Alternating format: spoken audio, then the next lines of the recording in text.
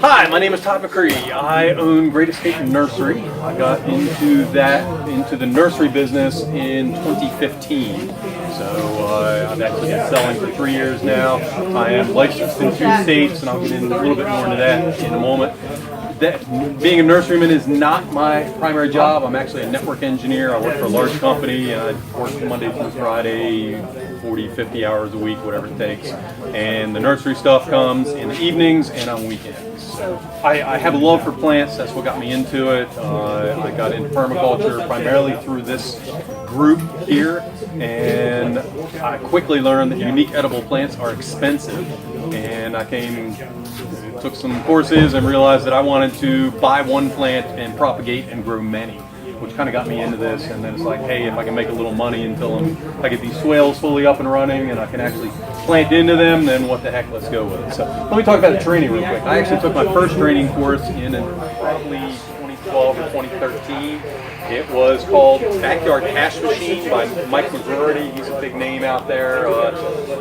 He has millions of listeners, and I purchased that course. That course is not so much about propagating plants as it is about running the nursery business. And then from there, I took the Perma Ethos course run by Nick Ferguson on plant propagation, and that one was very much on how to propagate plants and everything, not so much the marketing side. So that kind of rounded everything out there. And as far as actually running an online business, I really hadn't done an online business before. I've done real estate. I've dabbled in all kinds of different things, but never really too much online. So I started the 5 Minutes with Jack at jackspirko.com, and I learned a heck of a lot on that. So from there, I hit lots of YouTube videos and learned a lot from there, YouTube University, and I also run a podcast. I'll get into that in a moment, but I found this guy, the Podcast Answer Man, and he has about 400 videos podcasts out there on how to do podcasts. So I went and I listened to all 400 of them, and I drive up to Connecticut and back, and a couple other long drives that I had. So I do lots of podcasting while I'm driving around. So I kind of broke this talk into different groups, so I'm going to hit the techie stuff. So first thing I needed was a web page. So a combination of 5 Minutes with Jack, several books, and YouTube. I went out and I signed up with GoDaddy. And GoDaddy absolutely does suck. I 100% agree with that. I am now no longer on GoDaddy. I pulled out of my contract early. I'm still paying that contract, but I got out of them early. I learned a lot of it. I set it up myself. I am all WordPress. Love it. With just a little bit of training, it actually is easy to set up WordPress and figure it out. From there, I got an email list going just from listening to Jack. Email list is key, so I went with Aweber by Jack's recommendation, and it has tutorials within Aweber itself to learn how to use it and how to set it up, and plugins in WordPress. Aweber is actually a company that runs and manages the mail list, and WordPress has plugins for Aweber. So you have an Aweber plugin for WordPress. From there, I set up something called a simple WordPress shopping cart, and that allowed me to accept PayPal and all the major credit cards, and it's a plug-in again that goes into WordPress. So at that point, I can take orders. So it took the orders, I set the price and everything behind the scenes, I set up what shipping was, and shipping for me is $16 a plant for anything up to, I think, $50, and then it's $16 plus so much, and then once I hit a certain point, it's 10% of what the product is for there and above. And shipping does cost a good bit for plants, because you can't do something that's going to arrive there a week, week and a half, 2 weeks later. You have to do it a little bit quicker than that. So you do end up paying a good bit for the cost of it. Insurance, so you have to have insurance if anybody ever walks on your property, because homeowners insurance does not cover anybody walking on your property for any kind of business. And if anybody finds you in your local area, they want to come out and see what you have. So you're going to end up with people on your property. And I do, as part of my marketing, which I'll get into in a minute, I do meetup groups and stuff like that. And part of my marketing is bringing people on, showing what to do, and while they're there, hey, they can just buy plants and pay shipping. So I actually sell plants there as they are on property. As far as licensing, each state has their own license, so you're not federally licensed or anything. So you do have to license with your state. You have to check with your state and see what it is. Usually involves filling out some paperwork. Let's see, in Maryland it's 2 pages. I'm licensed in Maryland. I'm also licensed in West Virginia. That's 3 pages. And a fee goes with that. So in Maryland I pay $110 a year for those 2 pages. In West Virginia it's $35 a year for those 3 pages. You can definitely see where they gouge you there. And part of the inspection process and the fees is getting an annual inspection. So you do have somebody from your state Department of Agriculture come out and check your nursery establishment once a year at least and check what's going on. Also, they have to do special inspections if you're in an area that needs to be quarantined, which the state of Maryland is, actually the state of West Virginia is too, for certain pests. So Maryland is bad for the gypsy moths, so you have to have an inspector before you ship anything out. Make sure that there's no gypsy moth larvae or eggs going out to certain states. Next is marketing. So my target audience is folks that are interested in permaculture and interested in unique edible plants. So I am focusing on people that want food forests and want stuff that's unique. So I do not sell peach trees. I don't sell apple trees. It's got to be something that is unique and something that kind of fits into permaculture. I also am getting into wholesaling plants to landscapers that are, and the landscapers have a spin on either permaculture or edible landscaping. So there are those out there that don't know anything about permaculture, but they're into the edible landscaping thing, and they actually have a fairly decent clientele. And for them to buy from Raintree or Oikos or some of the other big ones out there at $20 to $40 a plant, it's very, very expensive for them to do it. So my plants are a little bit smaller, but I can sell a lot more of them to the local folks. They don't have to pay for shipping, and I give them a guarantee. If anything's wrong, I fix it. So that is definitely a marketing spin on it. If that's something that you're looking for, look for your local folks that are in the landscaping. Sorry. What's the name of your farm? It's Great Escape Farms. Actually, what I'm talking about right now is Great Escape Nursery. I'm going to get into the Great Escape Farms in 2 more bullet points here. So the spin that I have is to sell smaller and cheaper plants than Raintree or Oikos or Burnt Ridge or any of the other guys out there. So their plants are costing anywhere from $20 to $40 each. I'm selling anywhere from $10 to $25 each. The most expensive thing I have is a pawpaw tree for $25. Most of them are $9.95. So although you do pay a good bit for shipping, but if you're local, I'm cheaper than anybody else. Some of the activities I have to help with marketing, I run Great Escape Farms, and with Great Escape Farms, I have a blog post that I post to regularly. I have a podcast that I do usually once a week, and actually I had these bullets backwards, and I have a YouTube. So the YouTube, I have one video with over 150,000 views that is on rainwater harvesting, and that I'm probably going to talk about tomorrow or the next night with a gentleman named Tim out here somewhere. He and I both do rainwater harvesting, so if you're interested in that, we'll talk about that tomorrow, and maybe I'll have some pictures of our rainwater harvesting systems there, but I digress. So my YouTube video, over 500,000 views, a lot of people interested in that.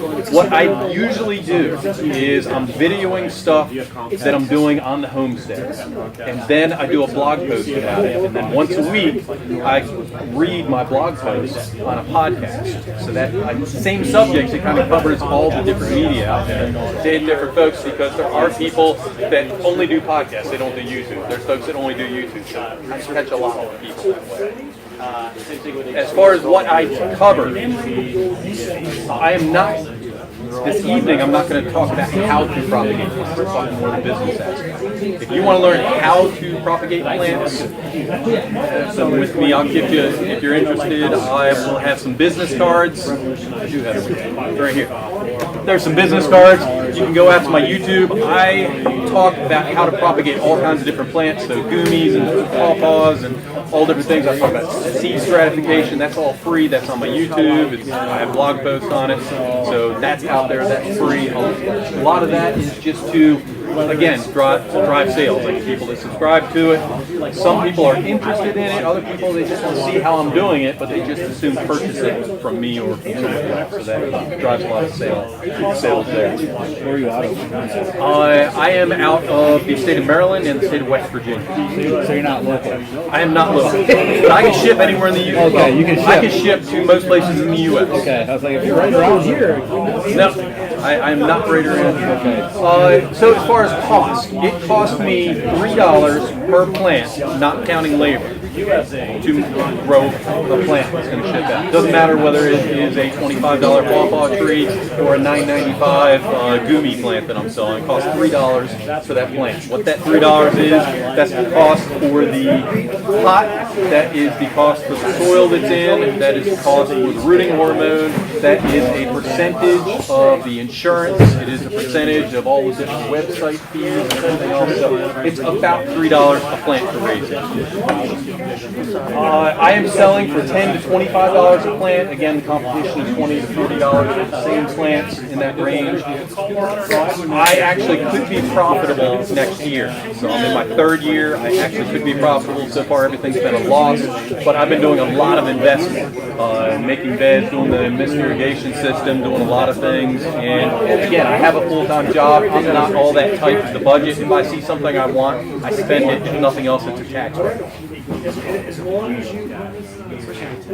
As far as propagating the plants, again, I have YouTube videos on that. Nick Ferguson has a course that he's running, what do you call that, a GoFundMe right now, that you can actually get a more up-to-date idea of how to do it all. GoFundMe? Pardon me? No, it's Patreon. Patreon. Okay, yes, Patreon. All the videos. Yeah. So again, I have some free stuff. Mine is not production quality. It's just me with an iPhone out there and some it shakes and everything else. Nick's is a much better quality. So lots of stuff out there on how to propagate plants. I'm not going to get into that. As far as receiving the order and process, this is a lot more involved than what I had initially thought. And initially, I was just kind of half-assed going. I'm like, woohoo! I got an order. Okay, let me go out and dig it up and sell it. Well, it's a little bit more than that, because the first thing I have to do is I have to check the shipping address to see if I can ship there. I do not ship anything to California because of all the rules and regulations and everything it takes to get in there. Right now I can't ship to Vermont because I need a certain inspection, which I don't have, and there's a couple of other places that require this inspection. Because Maryland is in a quarantined area for certain things, I can get this inspection. It's going to cost a little. I need to figure out how to do it. Eventually those restrictions will go away. At that point, California will be the only one. Then I have to look the state up in a database. And all 50 of the states have state rules and regulations and in a database, and I forget the name of it. If you're interested, you can shoot me an email, and I can shoot you the link to it. It's like NRLI or NRCI or something like that. And it has anywhere from a 4 to a 15-page document on each state as far as what the requirements are to ship into that state. If anything is illegal to ship into that state, such as I grow in Maryland and West Virginia. In Maryland, I can grow autumn olive. It's illegal to grow autumn olive or to ship autumn olive into the state of West Virginia and several others because they consider it invasive. It is an invasive plant. So I have to look it up in the database and see if I can ship it in there, if it falls under some category, or if I need a special stamp on it. Then I have to check the USDA hardiness zone and make sure that it's not going to die by them putting it in. So I live in zone 6 and 7 in my two states. If I send it up to a zone 5 and it's only rated to a zone 6 and it dies, I have a guarantee on all my plants for 1 year. Well, I'm going to be constantly sending on plants because it's going to die every year, and all I'm going to do is end up with a customer that's pissed off. So I have to make sure that they actually can receive it. Then I have to notify the purchaser when I'm going to ship it. So I've been receiving orders all fall, and I haven't shipped anything out this fall yet because I had to wait for the plants to go dormant. And this year we had a very, very warm fall, and the plants didn't go dormant when I thought. So I had to re-email everybody and say, hey, I'm not going to get them out by November 1st. I'm going to get them out the week after Thanksgiving. So you have to keep up and just so the customers know what's going on. You don't want them to be in the dark. So all customer sat there. So you're talking about waiting for your plants to go dormant. Are you shipping them in pots, or are you bare rooting? I'm shipping them bare root in the fall and the spring. If I ship in the summer, which I do with some of them, then they have to go in a pot because they're not going to be dormant, and I have to kind of overnight those because they're not happy being in a box for several days. So it depends on the season. So shipping is a pain, and that's why when I get into the last couple of bullets here, I'll explain why I'm thinking about not shipping, possibly going in the future. We'll see. So in order to ship, I have to do this for anybody whether I'm shipping or not. I have to dig the plants up. I have to soak the plants in water so that they get fully hydrated and everything. So bare root, plus that rinses off some of the soil. And then I put them in a hydration solution. A hydration solution is the stuff that's in a diaper. So I put in like a half of an eighth of a teaspoon in water in a jar that's about that tall and about that big around, and after about 5 minutes it fills because it just sucks up all that water. So it's very, very absorbent stuff. And then I put that on the plant roots and I wrap it in either newspaper or some kind of wrapping material.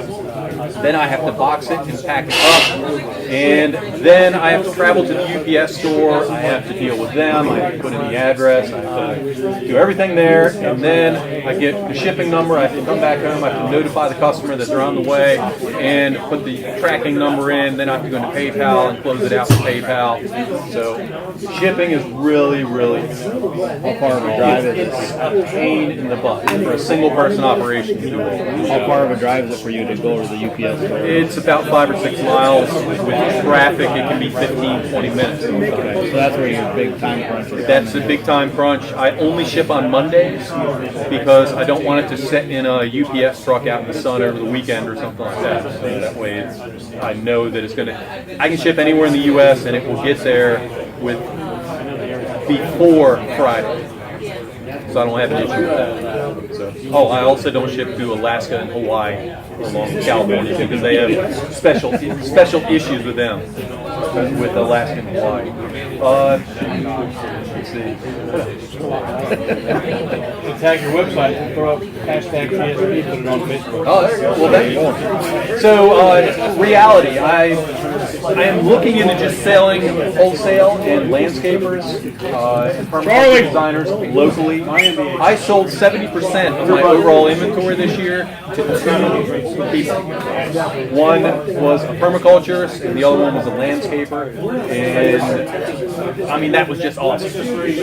I delivered it to them, and to me it was worth it. I delivered one. It took an hour to get there, but if I would have counted the time it would have taken back and forth to the UPS store all those times for individual sales, it was more than worth it. So I did that. Also gave them a hefty discount. They had interest in buying more. They want more.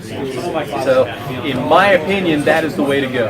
Initially, when I started this 3 years ago, I was thinking, I'm going to compete with Raintree Nursery and Oikos, sell cheaper, undercut them, and get it out, but it's a pain in the butt. And right now, my direction is to sell locally to landscapers and folks. So, with that, that's all I had to pass on to you guys, but I'm open to any questions that you guys have. So you said since 2015, so roughly 2 years more or less, is that right? I'm actually in my 3rd year now, so it's the 2015 season, 26, and we're about to wrap up the 17 season. So do you think, can the nursery income replace your permanent or full-time income? Is it just a permanent hobby? Or let's talk about that. Or what your goals are, or whatever. So, my goal is just to do something I love, and I love homesteading and doing that kind of stuff. I am making money on my YouTube channel, and it's going to be a wash this year whether I make more from the nursery business or the YouTube channel. So, like giving information away for free, people going out and sharing it, and I get some morons out there that say some bad things, but for the most part, everybody's nice. They have good things to say. With rainwater harvesting, I was getting a lot of suggestions out of it.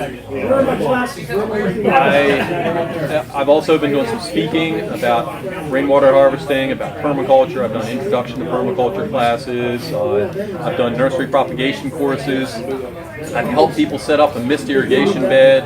I've done a lot of different things along those lines. So I'm going for diversity and multiple streams of income. So no, I would not want or would not want to trust the nursery business to be my whole business.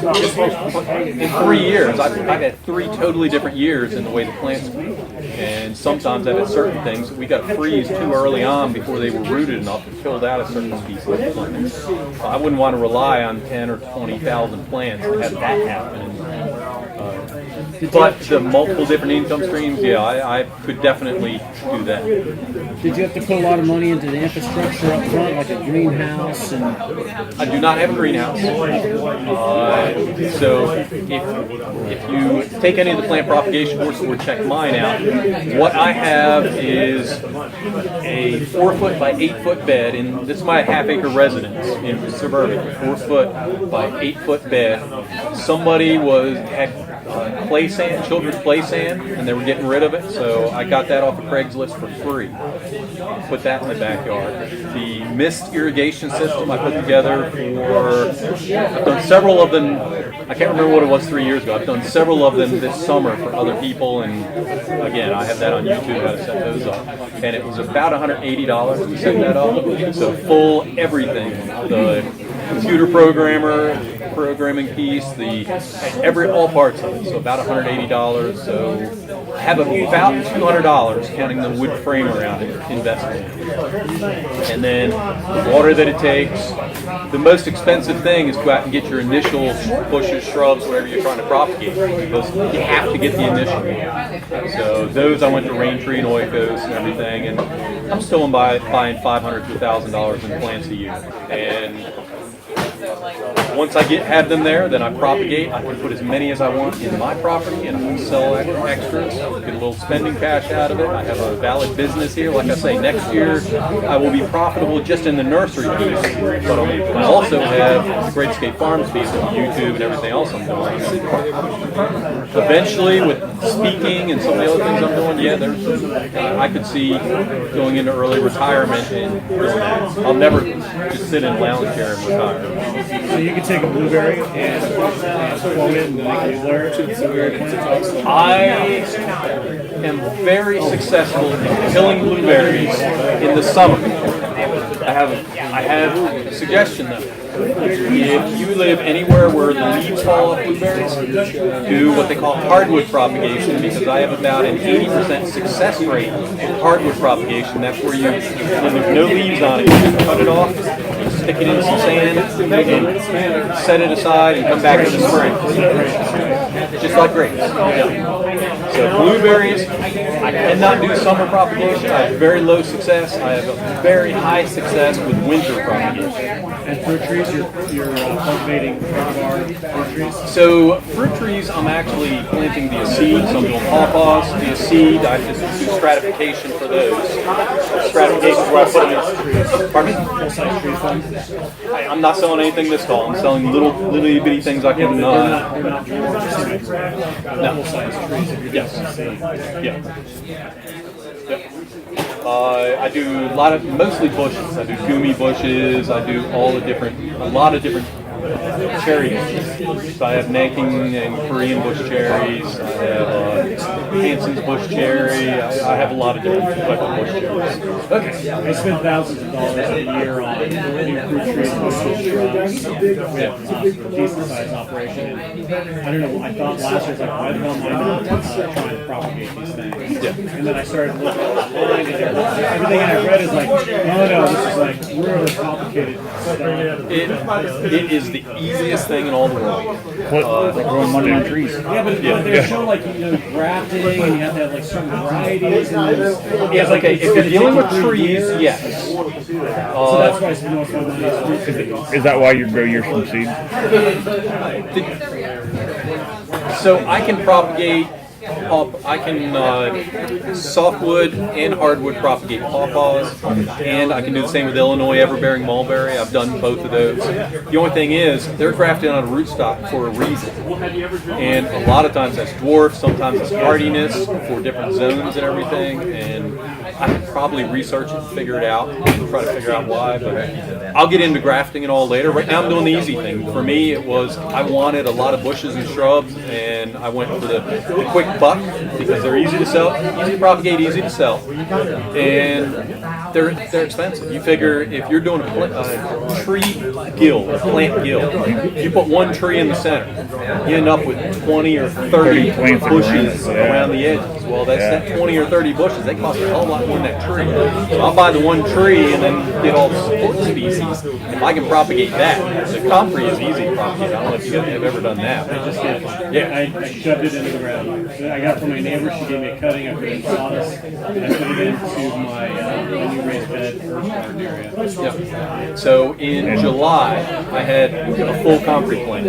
I dug it up and I cut the roots into about 2-inch pieces, and I made about 30 different plants out of it. And they were big enough to sell in October.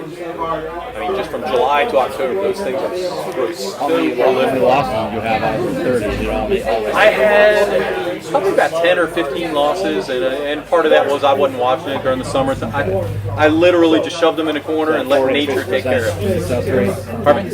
40-50% success rate, or 60 to 40. Yeah, it was more than 50%, and that's with me just putting it in a corner in pots and forgetting about it. So, like I say, some dried out. I had some that actually leafed out and then they wilted and died. Just because I was neglecting those. Comfrey's super tough. Yeah.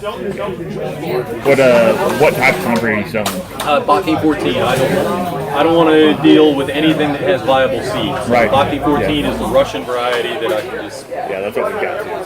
Are you selling that on your website, the nursery? That's not on my website yet. I have Jerusalem artichoke, I have mint root, I have comfrey, I have all kinds of things which aren't on my website yet. That's part of what I need to do between Thanksgiving and Christmas, my little bit of downtime. And pawpaws aren't even on there yet. That's one of my big remaining things. Do you grow everything that you sell, or do you source some of it out? Everything that I have, I grow myself. So I get them from another source and I will propagate them myself. So I was contemplating that, going to Coldstream and just Coldstream Nursery. They sell stuff in large quantity, very cheap. But I've talked to so many permaculture folks at permaculture convergences and everything this year. They detest that. So I am not going to get that reputation. I'm just going to sell and do my own stuff. I'm not going to. Yeah, I just didn't know because like you started your presentation off with the fact that you had taken the backyard nurse courses from Mike. I don't remember the last name, but a lot of his stuff is other people do the starts, then you get the starts, and then you plant them, and then So I just didn't know if you had been doing them. No, I signed up for his backyard growers, whatever it is, his real expensive thing, and I took a look around there, and I may end up buying some stuff from there because I have about 5,000 foot of swale to put in next year, and I'll put it in for my stuff, and if it grows, great, I'll propagate off of that. But no, it's not anything I'm going to sell through my nursery. Again, I found that I like selling to large quantity to landscapers, and I don't want to be the guy that gets a reputation of, he's just a pastor, why don't I cut the middleman out and go to Coldstream myself. Right. I'm going to sell quality stuff that I give guarantee on. I know where it came from, I know exactly what rootstock it is, I know everything about that plant because I took it from, it's in my yard, I took it from a cutting, and I know everything about it. Right. What are you finding that sells well for the landscape folks that you're selling to? What sells absolutely best for me is sweet scarlet gumi. Sweet scarlet gumi. So Gummy bear? Yeah, gummy bear. yes. So sweet scarlet is the variety. It's gumi. It is an offshoot. It's in the Aleagnus family, which is the same as autumn olive and Russian olive and sea bear. That has a lot of different types of plants in the Aleagnus family.